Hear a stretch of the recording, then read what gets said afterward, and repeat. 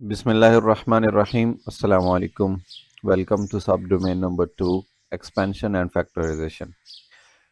हम डोमेन 2 पढ़ रहे हैं, यानी चैप्टर नंबर 2, और आगे उसका मज़ीद जो सब टॉपिक है उसको सब डोमेन का नाम दिया गया एक्सपेंशन एंड फैक्टराइजेशन। क्योंकि ये अलजबरा है, इसलिए एक्सपेंशन का मतलब होता है किसी स्टेटमेंट को एक्सपैंड कर देना, यानी ब्रैकेट्स को आपस में ज़रब दे देना, उसको एक्सपैंड कर देना।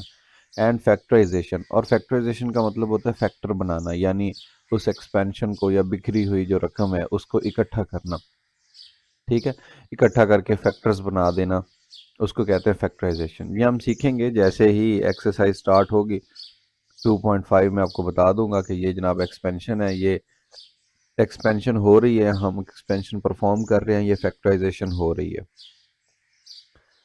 आज जो मखसूस टॉपिक है हमारा वो 2.4 एक्सरसाइज को सॉल्व करना है, और उसके अंदर कुछ चीज़ें शामिल हैं, वो मैं आपको बता दूं कौन कौन सी हैं। लेक्चर नंबर 6 है इस डोमेन का, और उसके अंदर होगा जनाब ओपन सेंटेंसेस। जैसे इंग्लिश के अंदर आप सब्जेक्ट वर्ब और ऑब्जेक्ट को मिलाते हैं, एक सेंटेंस बन जाता है, बिल्कुल वैसे ही मैथमेटिक्स के अंदर या अलजबरे के अंदर अगर आप वेरिएबल्स को, कोफिशिएंट्स को, कोशेंट्स को या कांस्टेंट्स को आपस में मिलाते हैं, ठीक है, किसी भी तरह से, चाहे वो प्लस का साइन हो, चाहे वो माइनस का साइन हो, या किसी और तरीके से किसी और निशान के साथ अगर आप उसको मिलाते हैं तो वो एक जुमला बन जाता है, जिसको सेंटेंस कहते हैं। फिर उस सेंटेंस की दो किस्में होती हैं, एक ओपन सेंटेंस होता है और एक क्लोज्ड सेंटेंस होता है। इसके बारे में हम देखेंगे, डेफिनेशंस पढ़ेंगे कि आखिर पे इनके दरमियान फ़र्क क्या है। फिर उसके बाद difference between expression and equation. Expression एक चीज़ है, इक्वेशन दूसरी चीज़ है, इनके दरमियान मामूली सा फ़र्क है। वो फ़र्क देखेंगे कि वो फ़र्क है क्या, आपको सिखाऊंगा मैं वो फ़र्क। फिर उसके बाद इसी एक्सरसाइज के अंदर हम polynomial and degree of polynomial के बारे में सीखेंगे। बहुत ही इंटरेस्टिंग है, ये सबसे ज़्यादा इंपॉर्टेंट कंसेप्ट है पोलिनोमियल का। फिर उसके बाद पोलिनोमियल के आगे इकसाम जो हैं, linear polynomial, quadratic polynomial, cubic polynomial and by quadratic polynomial. बहुत ही ज़्यादा आसान है, एक से आधे मिनट के अंदर ये क्वेश्चन सॉल्व होने वाले हैं और इनकी डेफिनेशन समझने वाली हैं। मुश्किल कुछ भी नहीं है, बहुत ही मुख्तसर सा आज छोटा सा लेक्चर है। कोशिश करूँगा मैं कि आपको बता सकूँ, समझा सकूँ कि इसके अंदर कौन कौन से कॉन्सेप्ट्स इस्तेमाल हुए हैं। जैसा कि अगर देखा जाए, क्वेश्चन नंबर 1 है, क्वेश्चन नंबर 1 में लिखा हुआ है सेपरेट। सेपरेट का मतलब उर्दू मीडियम वाले बच्चों के लिए ये होता है कि अलहदा कर, किस चीज़ को, ओपन एंड क्लोज्ड सेंटेंस। जो अभी थोड़ी देर पहले मैं आपको बता रहा था कि सेंटेंसेस की दो किस्में होती हैं। ये सामने देखें, ये मैथमेटिक्स मैथमेटिक्स का सेंटेंस बना हुआ है। इसी तरह अगर आप इंग्लिश का बनाएं तो मैं आपको बता रहा था कि आप सब्जेक्ट लिखते हैं, सब्जेक्ट के बाद हेल्पिंग वर्ब आता है, हेल्पिंग वर्ब के बाद वर्ब आता है, वर्ब के बाद ऑब्जेक्ट आता है, वगैरह वगैरह। ऐसे ये जब चीज़ें मिलती हैं तो बन जाता है इंग्लिश का सेंटेंस। लेकिन मैथमेटिक्स का सेंटेंस उस वक्त बनता है जब coefficient, variable, sign, constant, sign ये इक्वलिटी का या इनइक्वलिटी का, और फिर कांस्टेंट, जब ये चीज़ें आती हैं तो एक सेंटेंस बनता है जो कि मैथमेटिकल सेंटेंस है। और फिर आगे उसकी किस्में ओपन एंड क्लोज्ड। देखते हैं कि क्लोज सेंटेंस कौन सा होता है। A clause sentence is always true और फॉल्स स्टेटमेंट।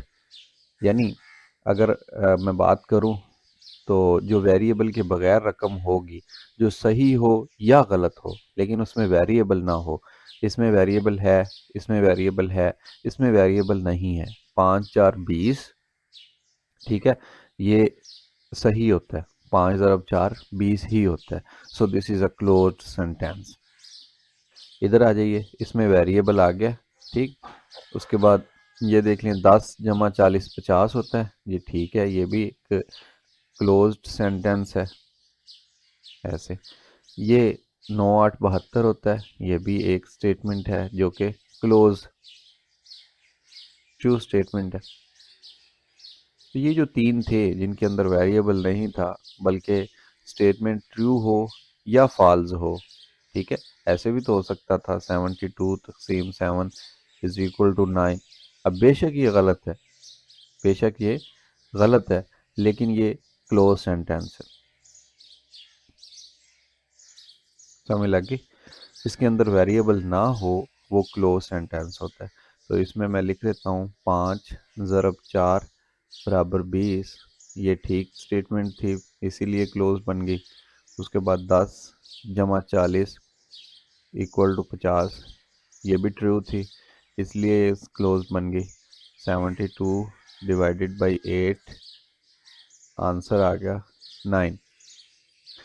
ये भी एक क्लोज सेंटेंस है। तो इन 6 के अंदर ये वाले जो 3 थे, पार्ट नंबर 3, पार्ट नंबर 5 और पार्ट नंबर 6, ये क्लोज सेंटेंसेस है। जो सही हो या गलत हो इससे हमें कोई कंसर्न नहीं है, लेकिन उसका कोई ना कोई न्यूमेरिकल यानी गिनती में कोई जवाब हो तो उसको क्लोज सेंटेंस बोलेंगे। उसके बाद आ जाता है open sentence. N open sentence is neither true नार फॉल्स। ना हमें उसका पता होता है कि वो सही है, ना ही पता होता है कि वो गलत है।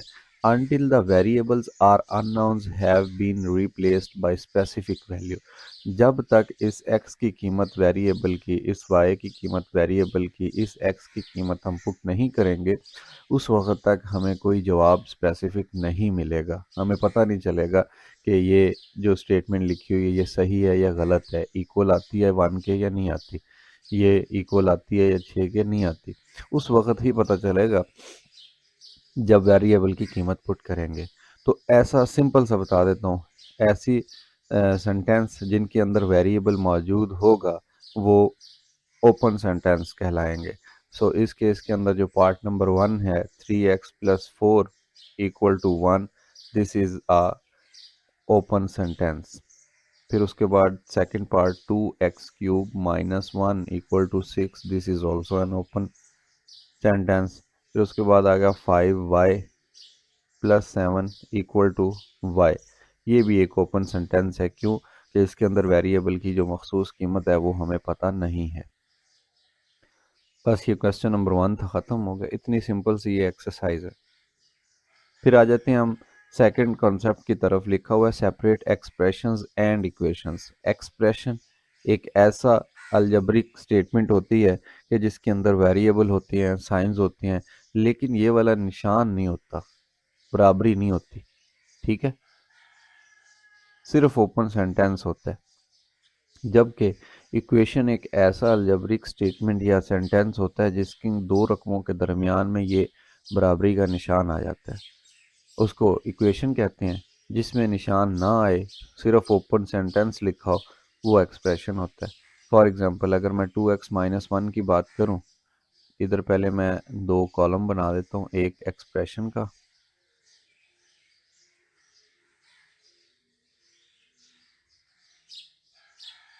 और एक इक्वेशंस का।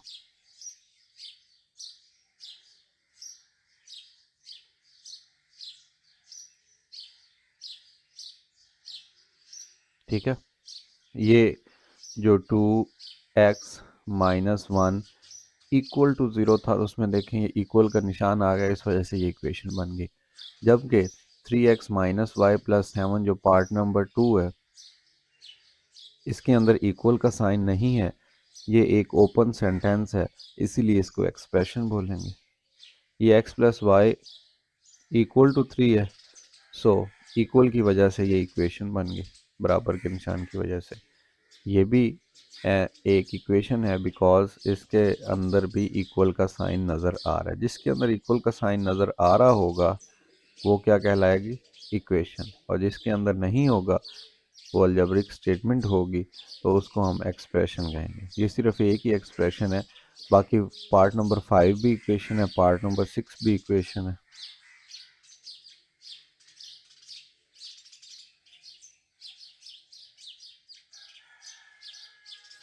लें जी, ये सारे जितने 6 पार्ट्स हैं हमने बता दिया कि एक्सप्रेशन कौन सा है और इक्वेशन कौन सी है।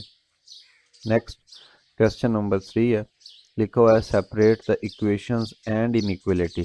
अब देखें इक्वेशंस का तो अभी हम पढ़ के आए हैं कि एक ऐसी स्टेटमेंट अलजेब्रिक जिसके दरमियान ये वाला बराबर का निशान है, वो इक्वेशन कहलाती है। इनइक्वलिटी कहते हैं एक ऐसी अलजेब्रिक स्टेटमेंट जिसमें ये वाला निशान आए, बड़े का या छोटे का, इन दो में से कोई निशान आ जाए उसको इनइक्वलिटी कहते हैं। बिल्कुल वैसे ही जैसे थोड़ी देर पहले वहाँ पे हमने लिखा सेपरेट दो कॉलम बना लिए, एग्जैक्टली वैसे ही इक्वेशंस वाला कॉलम बना लेते हैं और यहाँ पे इनइक्वलिटी वाला।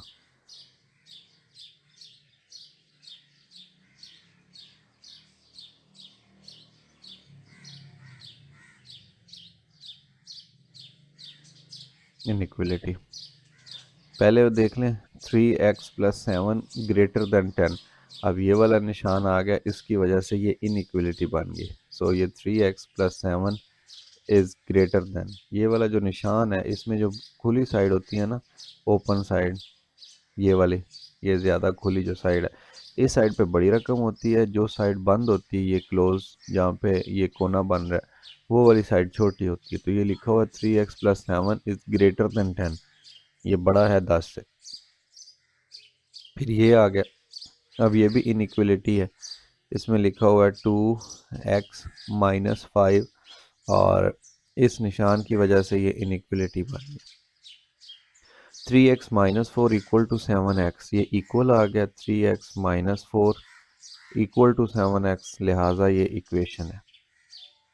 इसमें आ जाइए, 7x-5 और ये निशान आ गया, इसकी वजह से ये इनइक्वलिटी बन गया -5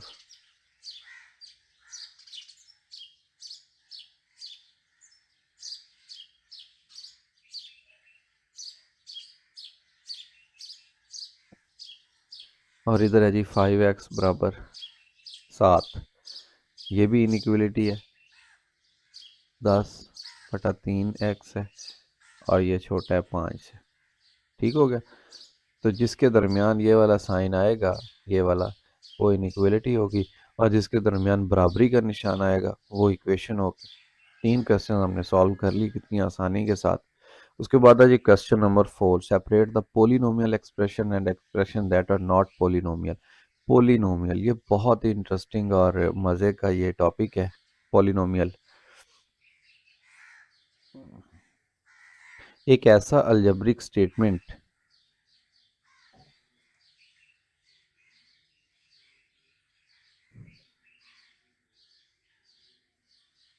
जिसमें वेरिएबल की पावर, यहाँ पे जो पावर आती है वो इंटीजर हो। इंटीजर कहते हैं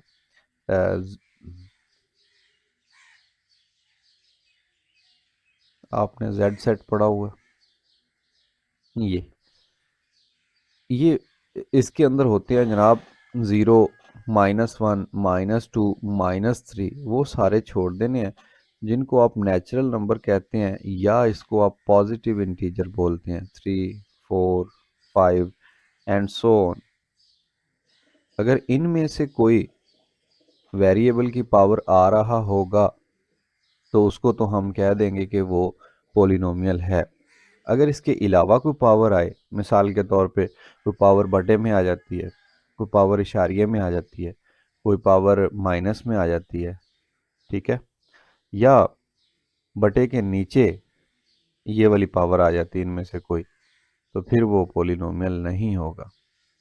सिर्फ एक ही केस है कि अगर वेरिएबल की पावर ये वाले नेचुरल नंबर में से कोई आएगा तो वो पोलिनोमियल होगी, अदरवाइज नहीं होगी। मिसाल के तौर पे पहला जो पार्ट है इसमें देख लें, मैं इधर खुला करके लिख देता हूँ, x⁻² + x-1, ये एक एक्सप्रेशन है।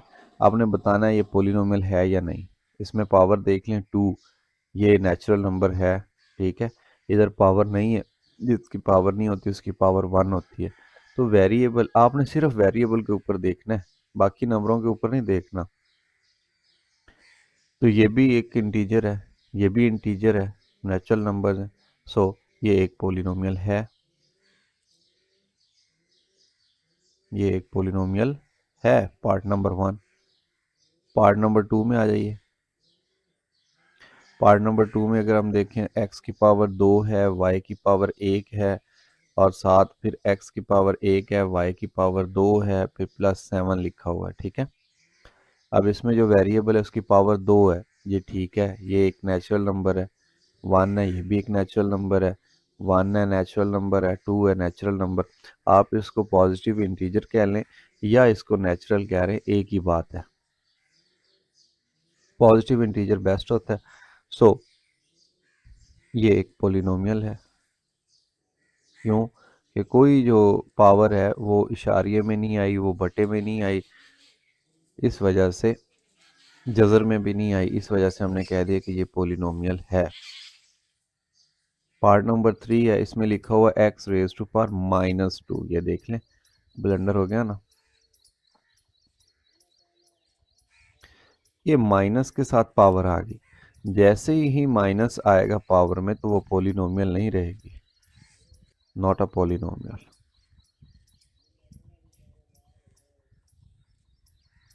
ये पोलिनोमियल नहीं है। पार्ट नंबर 4 में आ जाइए, बाकी देखने की ज़रूरत ही नहीं है किसी की, सिर्फ एक भी केस अगर ऐसा आ जाए कि जिसमें पावर नेगेटिव है तो वो पोलिनोमियल नहीं होती। पार्ट नंबर 4 में आ जाइए, इसमें लिखा हुआ x over y square plus 1 minus y square over x. अच्छा, इसको थोड़ा सा सॉल्व कर लें। सॉल्व इस सेंस में कि बटे के नीचे कोई रकम ना हो, मतलब बटे के ऊपर ही देखना है। ये एक्स है और जो वाई स्क्वेयर बटे के नीचे है, इसको अगर मैं ऊपर लिखूं ऐसे मल्टीप्लाई करके, तो ये इसकी पावर का साइन चेंज हो जाएगा। ये रूल होता है, ठीक है। ये रूल आपने छठी और सातवीं क्लास में पढ़ा होगा कि ऊपर वाली पावर को नीचे लिख के आए या नीचे वाली पावर को ऊपर लेके जाएं तो उनका साइन चेंज हो जाया करता है। नीचे वाई स्क्वेयर है, ऊपर जाएगा तो वाई -2 बन जाएगा। ये +1 वैसे ही आ गया, माइनस है, वाई स्क्वेयर ऑलरेडी ऊपर है, लेकिन नीचे वाला जब एक्स ऊपर लिखेंगे तो ये -1 इसकी पावर बन जाएगी, ठीक है। तो ये देखें, पावर के अंदर -2 आ गया, इधर भी पावर के अंदर -1 आ गया, so this is not a polynomial. Part number 5 में देख लीजिए, इसमें लिखा हुआ x⁻³ -x⁻² प्लस y -1। ये एक पोलिनोमियल है, नज़र ही आ रहा है हमें कि x की पावर 3 है, ठीक है, नेचुरल नंबर है, ये भी नेचुरल नंबर है, ये भी नेचुरल नंबर है। अब नेचुरल बोलें या पॉजिटिव इंटीजर बोलें, एक ही बात है। सो ये एक पोलिनोमियल है, पोलिनोमियल है। पार्ट नंबर 6 देख लीजिए, पार्ट नंबर 6 के अंदर लिखा हुआ x की पावर 4 है, फिर x की पावर 2 है, फिर x की पावर 1 है। ये भी positive integer, positive integer, positive integer, negative नहीं है इनमें कोई भी। हाँ, अलबत्ता ये बटे में है, इसको तो हमने देखना ही नहीं है ना, सिर्फ वेरिएबल की बात हुई है, तो ये भी एक पोलिनोमियल है। क्यों? ये सारी जो पावर्स हैं वेरिएबल की वो नेचुरल नंबर हैं। ओके, पार्ट नंबर 5 में आ जाइए, क्वेश्चन नंबर 5 लिखा हुआ है what constants are used in the following expression. Constant क्या होते हैं, ठीक है। ये छठी क्लास सातवीं क्लास में भी आपने पढ़ा है कांस्टेंट। बहरहाल मैं यहाँ पे आपको बताऊंगा कांस्टेंट क्या होता है। ये एक ऐसी गिनती होती है, न्यूमेरिकल वैल्यू, जो अकेली होती है। किसी भी एक्सप्रेशन के अंदर आने वाली अकेली गिनती को कांस्टेंट कहते हैं। मिसाल के तौर पे इसमें कोई कांस्टेंट नहीं है, इसमें ये -3 अकेला आ रहा है बगैर किसी वेरिएबल के, यहाँ पे +5 अकेला आ रहा है, यहाँ पे भी कोई कांस्टेंट नहीं है। सो ये वाले कांस्टेंट्स हैं जनाब। पार्ट नंबर 1, कॉफिशेंट्स तो हैं 7, 6, 3। बेसिकली ये 7, -6 और 3 भी कांस्टेंट की एक किस्म होती है और इस किस्म को कहते हैं कॉफिशेंट। कॉफिशेंट्स ये एक ऐसी गिनती होती है जो वेरिएबल के साथ शुरू में लगी होती है। तो अगर मैं इसकी तीनों को सेपरेट करूं, इसके अंदर जो चीज़ें, तो मैं अगर कहूं कि ये कॉफिशेंट्स, कॉफिशेंट्स, फिर वेरिएबल्स, फिर कांस्टेंट्स। तो जो पार्ट नंबर 1 है, इसके अंदर आप कॉफिशेंट देखें, 7 है, -6 है और फिर +3 है। ये 3 कॉफिशेंट्स हैं। अगर वेरिएबल की बात करें तो 3 ही इसमें वेरिएबल है, x है, y है और z है। कांस्टेंट की बात करें तो इसमें कोई कांस्टेंट नहीं, मतलब 0 होगा, जिसका कोई भी कांस्टेंट ना हो, यहाँ पे 0 है। इस तरह इस क्वेश्चन में आ जाइए पार्ट नंबर 2 में। पार्ट नंबर 2 में देख लें, ऐसी गिनती जो वेरिएबल से पहले हो उसको कॉफिशेंट बोलते हैं, 5। फिर ऐसी जो ABC XYZ उसको वेरिएबल बोलते हैं जिसकी वैल्यू चेंज होती रहती है, तो ये वेरिएबल एक्स है और कांस्टेंट इसमें -3 था। पार्ट नंबर 3 में आ जाइए। पार्ट नंबर 3 में 8 है एज अ कोफिशिएंट, फिर उसके बाद 2 है एज अ कोफिशिएंट। एक्स और वाई इसके अंदर वेरिएबल्स हैं, एक्स एंड वाई, और 5 इसके अंदर कांस्टेंट है। ऐसी गिनती जो अकेली होती है उसको कांस्टेंट कहते हैं, और इसकी डेफिनेशन ये है, एक ऐसी वैल्यू जो चेंज ना हो, हमेशा एक जैसी रहे। अब 5 है, 5 को बच्चा भी 5 बोलेगा, बड़ा भी 5 बोलेगा, इसकी वैल्यू चेंज नहीं होती। इसमें कॉफिशिएंट 9 है, 3 है और फिर -2 है, 3 कॉफिशिएंट्स हैं। वेरिएबल इसमें एक्स वाई और जेड 3 है, और इसमें कोई भी कांस्टेंट नहीं है। ये था क्वेश्चन नंबर 5। सिर्फ कांस्टेंट्स उसने पूछे थे, लेकिन हमने साथ में वेरिएबल और कॉफिशिएंट्स बता दिए ताकि आपको थोड़ा वाजे रहे कि कॉफिशिएंट्स में और कांस्टेंट में क्या फ़र्क है। हाँ, अलबत्ता मैंने आपको ये बता दिया है कि ये जो कॉफिशिएंट्स हैं ये भी गिनती है, लिहाजा हम इसको कांस्टेंट की किस्म कह सकते हैं, लेकिन ये कांस्टेंट होते नहीं हैं, ये कॉफिशिएंट्स होते हैं। क्वेश्चन नंबर 6 में लिया, right the degree of the polynomial. Degree, ठीक है, वेरिएबल की मैक्सिमम पावर को डिग्री कहते हैं। वेरिएबल की मैक्सिमम पावर को डिग्री कहते हैं। अब इस पार्ट में देख लीजिए, इसमें डिग्री 1 है। डिग्री मैं इधर लिख देता हूँ एक्सप्रेशन। ये एक्सप्रेशन कौन सा है? x+1, ये एक्सप्रेशन है। इसमें वेरिएबल की मैक्सिमम पावर यहाँ पे 1 है, इसके अलावा कोई और है ही नहीं, सो इसकी डिग्री 1 है। दूसरा जो पार्ट है उसको भी लिख देता हूँ कॉलम में, और वो क्या है? वो है सरकार x² + x। अब इसमें वेरिएबल की मैक्सिमम पावर आपको 2 नज़र आ रहा है, सो डिग्री 2 है। इसको देख लीजिए, पार्ट नंबर 3। पार्ट नंबर 3 में लिखा हुआ है x³ - xy + 1। अच्छा, एक बात याद रखिएगा, आपने जो डिग्री मालूम करनी है वो हर टर्म की मालूम करनी है, ऐसे टर्म वाइज। अब इस टर्म की जो पहली है इसकी डिग्री 3 है, और इसकी 1 + 1 इसकी 2 बनती है ओवरऑल। सो बड़ी कितनी है? 3 है, लिहाजा इस सारी जो एक्सप्रेशन है उसकी डिग्री 3 आ गई। पार्ट नंबर 4 में आ जाइए। पार्ट नंबर 4 में लिखा हुआ है x² y² + x³ + y² -1। इस टर्म की अगर देखें डिग्री 2 + 2 ये 4 होती है, इसकी देखें तो ये 3 होती है, इसकी देखें तो 2 होती है, मैक्सिमम इसमें 4 है, ठीक है ना, टर्म वाइज देखनी है। तो जनाब ये जो मैक्सिमम वेरिएबल की पावर है वो 4 आ रही है, लिहाजा इस सारे एक्सप्रेशन की जो पावर है या डिग्री है वो 4 है। क्वेश्चन नंबर 6 भी ख़त्म। क्वेश्चन नंबर 7 में आ जाइए। लिखा है separate the polynomials as linear, quadratic, cubic and biquadratic. सबसे पहले तो हम देख लेते हैं लीनियर क्या होती है, इनकी तारीफ़ें पढ़ते हैं, फिर उसके बाद ही हम इस नतीजे पे पहुंचेंगे कि बता सकें कि लीनियर कौन सी है, क्वाड्रेटिक कौन सी है, क्यूबिक कौन सी है, और बाई क्वाड्रेटिक कौन सी। एक्सक्यूज मी।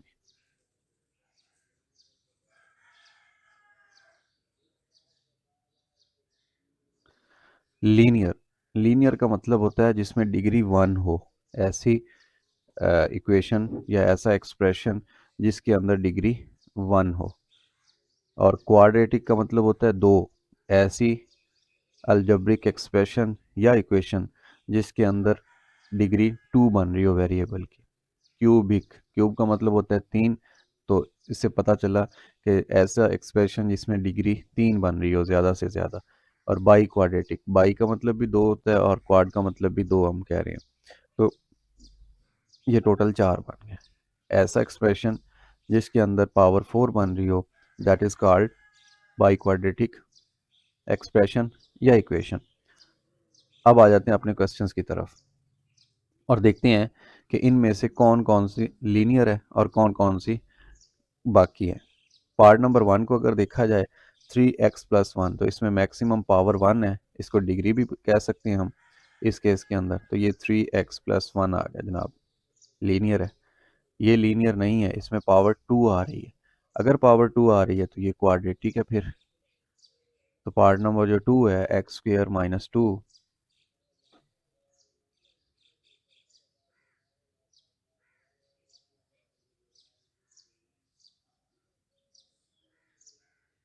ये क्वाड्रेटिक है।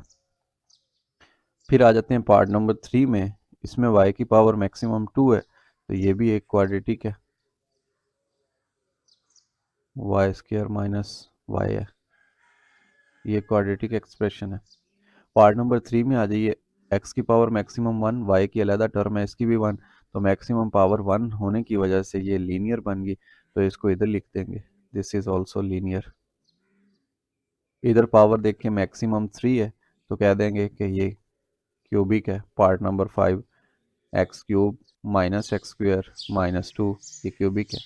पार्ट नंबर 6 में है पावर 4 मैक्सिमम, और बाकी ये चल रहा है मैक्सिमम 4 थी, लिहाजा इसको हम कह देंगे कि ये x⁴ + x⁴ + x², ये एक बाई क्वाड्रेटिक इक्वेशन है, सॉरी एक्सप्रेशन है। पार्ट नंबर 7 देख लीजिए, इसमें ये 2 प्लस ये 2, क्योंकि टर्म एक है ना, तो पावर ऐड होके 4 बन गई। सो पार्ट नंबर जो 7 है ये भी एक बाई क्वाड्रेटिक है, तो इसको लिख दें x² y² + x y, ये एक बाई क्वाड्रेटिक एक्सप्रेशन था। लास्ट में देख लीजिए x की पावर 2 है, यहाँ भी 1 + 1 2 है, तो अगर मैक्सिमम को देखा जाए तो वो 2 ही है, लिहाजा 2 वाले को हम क्वाड्रेटिक का नाम देते आए हैं। तो पार्ट नंबर 8 एक क्वाड्रेटिक एक्सप्रेशन है। पार्ट्स भी लिख सकते थे, लेकिन मैंने साथ में आपको पार्ट्स के साथ साथ उनकी वैल्यूज़ भी लिख के बता दी। लेंगे ये सारे जो थे पार्ट नंबर 1 और 4 लीनियर थे, 2, 3 और 8 क्वाड्रेटिक थे, ये क्यूबिक थी, और पार्ट नंबर 6 और 7 दो बाई क्वाड्रेटिक थी। इसी के साथ ही आज का हमारा लेक्चर ख़त्म हुआ। इसके अंदर हमने काफ़ी सारे कॉन्सेप्ट सीखे हैं, पोलिनोमियल लीनियर हो, क्वाड्रेटिक हो, क्यूबिक हो, बाई क्वाड्रेटिक, तो क्वेश्चन नंबर 7 था। इससे पहले क्वेश्चन नंबर 6 के अंदर हमने डिग्री के बारे में सीखा, और उसी डिग्री को क्वेश्चन नंबर 7 के अंदर अप्लाई करके इसकी 4 इकसाम पढ़ ली।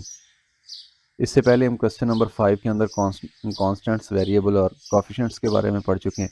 फिर उससे पहले क्वेश्चन नंबर 4 के अंदर पॉलिनोमियल और ऐसी एक्सप्रेशन जो पॉलिनोमियल नहीं होते उनके बारे में पढ़ा। उससे पहले इक्वलिटी और इक्वेशन और इनइक्वलिटीज़ के बारे में पढ़ा, एक्सप्रेशन और इक्वेशन के बारे में पढ़ा, ओपन और क्लोज सेंटेंस के बारे में पढ़ा, और हमारा जो तमाम क्वेश्चंस थे एक्सरसाइज 2.4 के वो कंप्लीट हो गए, और आज का लेक्चर भी अपने अख्ताम को पहुंचा। मुझे उम्मीद है कि आपको इस लेक्चर की समझ आई होगी। अगर किसी भी किस्म का कोई प्रॉब्लम हो तो स्क्रीन के ऊपर आपको व्हाट्सएप नंबर नज़र आ रहा है, या फिर यूट्यूब के कमेंट सेक्शन में आप मुझसे पूछ सकते हैं। अपना बहुत सारा ख्याल रखिए। अल्लाह हाफिज़।